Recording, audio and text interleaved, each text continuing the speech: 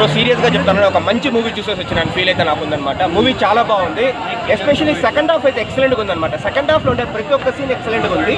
Especially second హాఫ్లో పాముల scene వస్తుంది, లేదా అమ్మాయిల గురించి మెసేజ్ ఇస్తాడనమాట. ఒక అమ్మాయికి దయ్యం పట్టిందని ఫిజికల్గా కొడతా ఉంటే పట్టిండే దయ్యం కాదు, వాళ్ళకి భయం కలిగింది పోగొట్టాలా అని ఆ చెప్పే సీన్ కావచ్చు, ఆ నిధిని ఫైన్ చేసే సీన్ కావచ్చు, లేదా అనుపమ్ ఖేర్ గారు వచ్చి ఇంకా కృష్ణుడు గురించి డైలాగ్స్ చెప్తారనమాట.